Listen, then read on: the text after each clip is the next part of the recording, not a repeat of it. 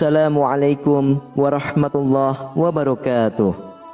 Innal hamdalillah nahmaduhu wa nusalli wa nusallimu ala rasulihil karim.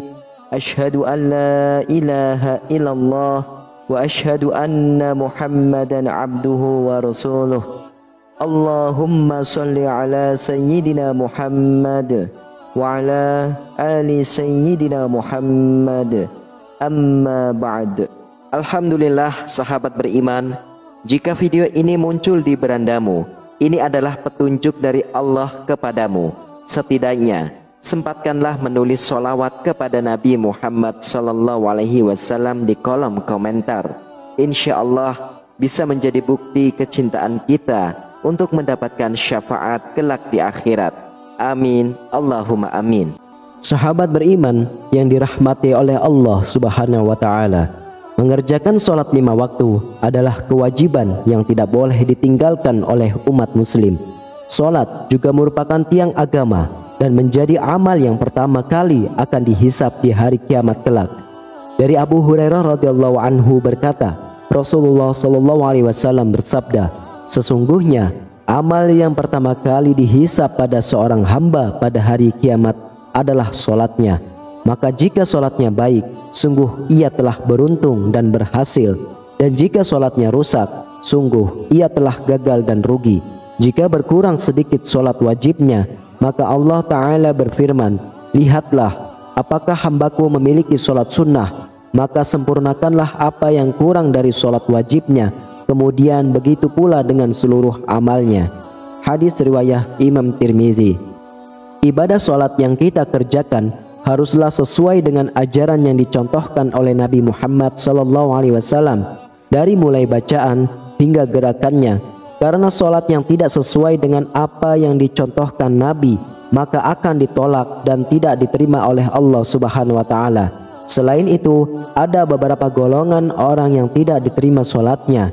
Meskipun ia rajin sholat, tapi malah akan dimasukkan ke dalam neraka. Siapakah golongan atau orang tersebut? Berikut ini ada 5 golongan orang atau manusia yang ditolak sholatnya oleh Allah. Meskipun rajin sholat akan masuk ke dalam neraka sesuai dengan apa yang disabdakan Nabi Muhammad SAW.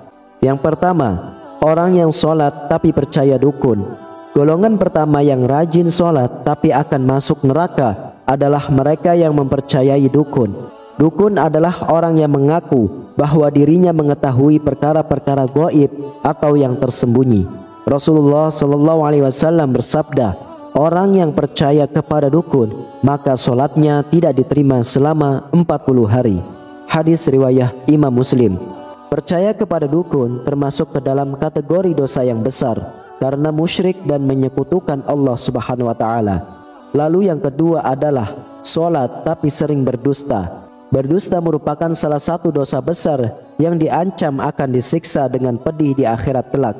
Di zaman macam ini, kebohongan tampaknya sudah menjadi suatu kebiasaan di kalangan masyarakat. Padahal sekecil apapun suatu kebohongan akan tetap dianggap sebagai dosa besar. Meskipun ada seorang yang rajin sholat dan beribadah, namun jika lisannya suka berbohong, maka sholat dan ibadahnya akan sia-sia semata. Karena kebohongannya itu akan menghapus amal-amalnya, dan jika ia mati dalam keadaan tidak bertaubat kepada Allah, maka ia akan masuk ke dalam neraka. Allah Subhanahu wa Ta'ala berfirman, sesungguhnya yang mengada-ngadakan kebohongan hanyalah orang-orang yang tidak beriman kepada ayat-ayat Allah, dan mereka itulah orang-orang pendusta. Quran Surah An-Nahl ayat 105.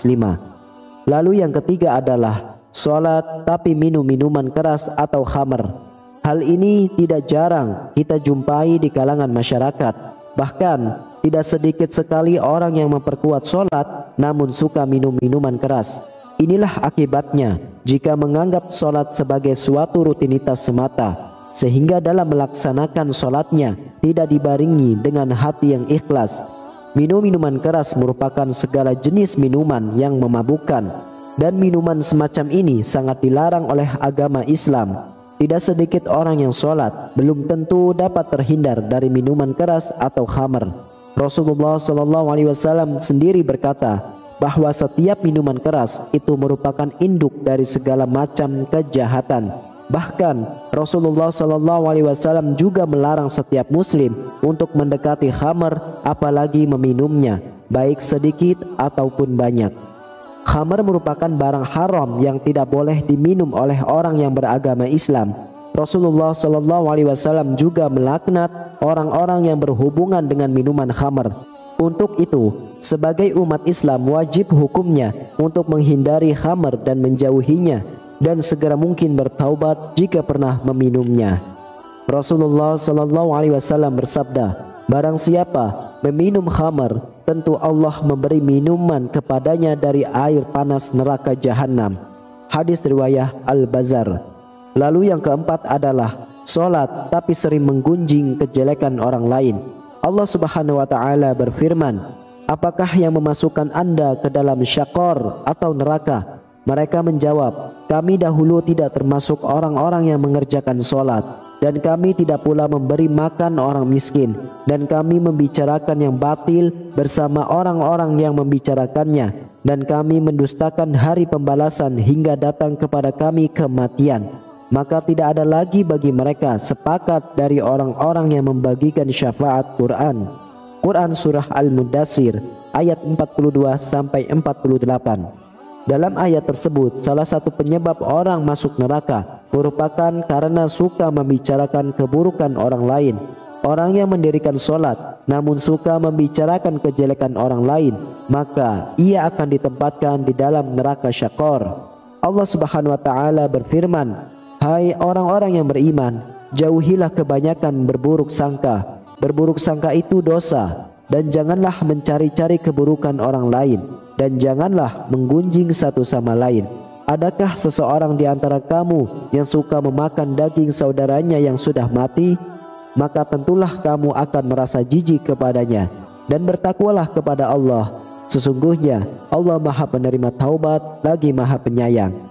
Quran Surah Al-Hujarat ayat 12. Kemudian yang kelima adalah solat namun mengabaikan anak yatim.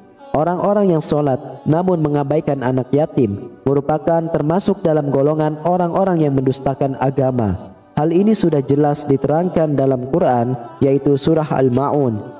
Maka orang-orang solat namun tidak mau menolong orang miskin, mengabaikan anak yatim, dan enggan menolong dengan sesama. Hal tersebut merupakan termasuk dalam golongan orang-orang yang celaka, sehingga sesekalipun ia ahli ibadah, maka ia juga dapat masuk ke dalam neraka karena ia menyia-nyiakan anak yatim. Sahabat beriman yang dirahmati oleh Allah, sesungguhnya Allah Subhanahu wa taala Maha Penerima Taubat. Sebesar apapun dosa kita, jika kita bertaubat dengan sungguh-sungguh, insya Allah amal ibadah solat kita akan diterima oleh Allah. Akan tetapi, jika kita melakukan hal-hal yang telah dilarang oleh agama, namun enggan untuk bertaubat, maka ibadah solatnya akan sia-sia. Wallahu a'lam. Semoga kita semua dijauhkan dari perbuatan-perbuatan yang dilarang oleh agama. Amin ya rabbal alamin. Demikian hanya ini yang bisa saya sampaikan. Semoga bermanfaat untuk kita semua. Wassalamualaikum warahmatullahi wabarakatuh.